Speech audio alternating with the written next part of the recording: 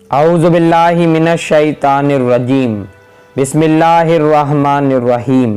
السلام علیکم میرے پیارے عزیزو دوستو، میں آپ کو اپنے یوٹیوب چینل پر خوش آمدید کرتا ہوں اور اللہ سے دعا کرتا ہوں کہ آپ خوش آباد رہیں، آمین۔ آج کا ہمارا موضوع ذوالجناح کا تعارف اور وجہ تخلیق ہے۔ جس طرح بعض افراد کا نظریہ یہ ہے کہ ذوالجناح کوئی عام گھوڑا نہ تھا بلکہ ایک جن تھا جو حکم ربی کی اطاعت میں گھوڑے کی شکل میں جناب رسول مقبول صلی اللہ علیہ وآلہ وسلم اور ان کے خاندان کی خدمت پر مامور تھا۔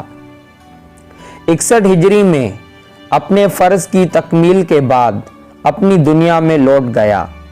اسی طرح بہت سے لوگوں کا یہ نظریہ ہے کہ ذوالجناح دراصل ایک فرشتہ تھا جو اللہ کی طرف سے خاندان رسالت کی خدمت پر مامور تھا۔ اس کا خدمت کے علاوہ ایک اور مقصد بھی تھا کہ اس کو یوم عاشور کے واقعات کا گواہ بننا تھا، کیونکہ قانون قدرت ہے کہ عدل کے لیے 2 گواہوں کا ہونا ضروری ہے۔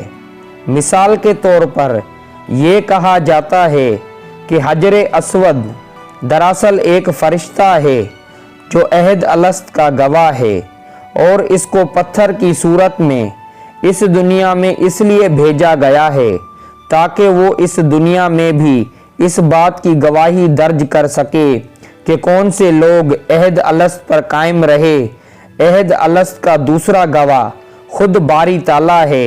اسی طرح جب کربلا میں انصار حسین علیہ السلام یکے بعد دیگر شہید ہوتے رہے اور امام مظلوم علیہ السلام اپنے انصار کی جرأت، بہادری، جانثاری، وفاداری اور مظلومیت کے علاوہ قاتلان کی شقی القلبی، بے رحمی، سنگ دلی اور ظلم کے گواہ بنتے رہے۔ وہاں ذوالجناح قانون قدرت کے مطابق دوسرے گواہ کی صورت میں موجود تھا۔ یوم محشر کو جب ذات عدل کے سامنے کربلا کا مقدمہ پیش ہوگا تو امام حسین علیہ السلام کے ساتھ دوسرا گواہ ذوالجناح موجود ہوگا۔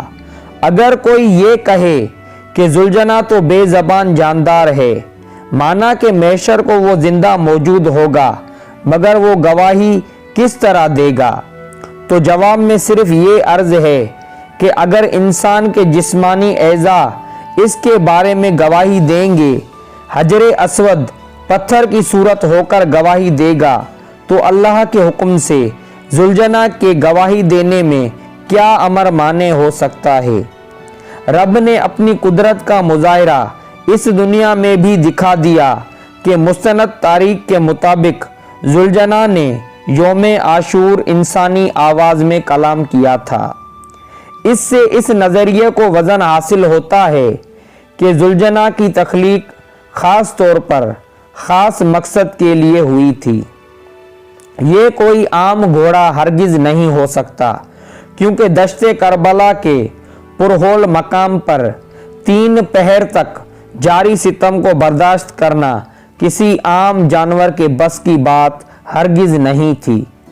ہر شہید کی پکار پر یہ بے زبان حضرت امام حسین علیہ السلام کے ہمراہ جاتا، اس کے وقت نزاع اور دم آخری کا گواہ بنتا، اور پھر اس شہید کا ظلم و ستم سے تار تار اور خون سے شرابور لاشا اپنے پر اٹھا کر خیمہ میں واپس آتا۔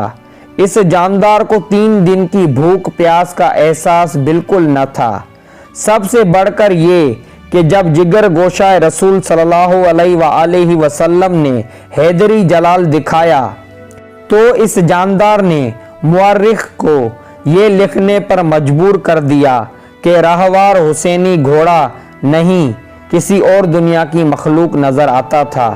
اس کی چال میں باد سرسر کی تیزی تھی، اس کے انداز کڑکتی ہوئی برق کی مانند تھے، اس کے سانسوں میں رات کی گرج تھی، اس کی ٹاپوں سے زلزلے کا گمان ہوتا تھا، اس کے آگے آنے والے کی خیر نہ تھی اور اس کے پیچھے جانے والی کی دنیا اندھیر تھی۔ اس پر بھی یہ 3 دن کا بھوکا پیاسا، اور اس کی عمر میں بھی کوئی کم نہ تھی۔ اس وقت اس کی عمر نصف صدی کے قریب تھی، مگر اس کا بانک پن قابل دید تھا۔ اللہم صلی علی محمد و آل محمد۔ اللہ حافظ۔